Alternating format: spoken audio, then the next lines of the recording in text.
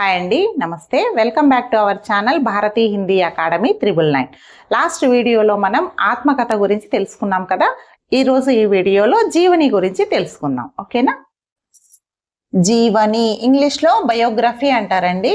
जब कोई महान व्यक्ति के जीवन से संबंधित महत्वपूर्ण घटनाओं का श्रृंखलाबद्ध वर्णन किसी अन्य के द्वारा लिखे जाते हैं तो उस विधा को जीवनी कहते हैं.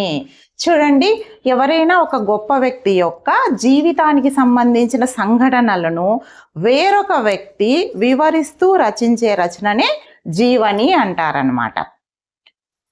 आत्मकथा स्वयं लिखी जाती है ताकि जीवनी किसी अन्य के द्वारा. మనం లాస్ట్ వీడియోలో చెప్పుకున్నాం కదా, ఆత్మకథ అంటే ఆటోబయోగ్రఫీని, తన స్టోరీని తనే రాసుకుంటారనమాట. కానీ జీవని అంటే ఒక వ్యక్తి యొక్క స్టోరీని ఇంకొక వ్యక్తి రాయడం జరుగుతుంది. ఇందులో నుండి ముఖ్యమైన లేఖక్ అండ్ వారు రాసిన జీవని ఏమున్నాయో మనం తెలుసుకుందాం. प्रथम जीवनी लेखक गोपाल शास्त्री शर्मा. చాలా ఇంపార్టెంట్ అండి. ప్రథమ జీవని లేఖక్ గోపాల శాస్త్రి శర్మ. ఈయన రాసిన జీవని దయానంద దిగ్విజయ్. నెక్స్ట్ భారతేందు హరిశ్చంద్ర. ఈయన రాసిన జీవని బాద్షాహ్ దర్పణ్. నెక్స్ట్ బ్రజరత్న దాస్. ఈయన రాసిన జీవని భారతేందు హరిశ్చంద్ర.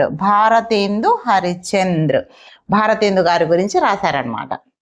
నెక్స్ట్ రాధాకృష్ణదాస్. ఈయన రాసిన జీవని భారతేందు హరిశ్చంద్ర కా జీవన్ చరిత్ర.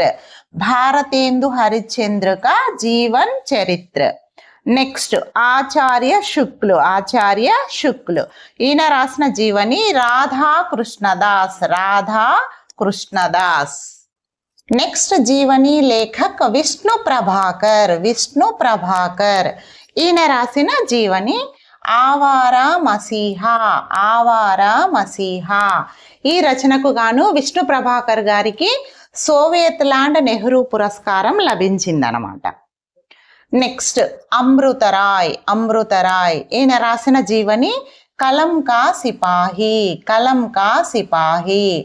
అమృతరాయ్ వచ్చేసి ప్రేమ్చంద్ గారి కుమారుడు అనమాట. ప్రేమ్చంద్ గారి గురించి ఈ రచన రాశారు. నెక్స్ట్ మదన గోపాల్. ఈయన రాసిన జీవని కలం కా మజ్దూర్. నెక్స్ట్ ప్రేమ్చంద్ గారు రాసిన జీవని దుర్గాదాస్, తల్వార్, కలం, త్యాగ్, స్వామి వివేకానంద్. ఇంకోసారి చూడండి, ప్రేమ్చంద్ గారు రాసిన జీవని వచ్చేసి దుర్గాదాస్, తల్వార్, కలం, త్యాగ్, స్వామి వివేకానంద్. నెక్స్ట్ రామ్ విలాస్ శర్మ. ఈయన రాసిన జీవని నిరాళాక సాహిత్య సాధన. నెక్స్ట్ శాంతిప్రియ ద్వివేది. ఈయన రాసిన జీవని పంత్ కి జీవని.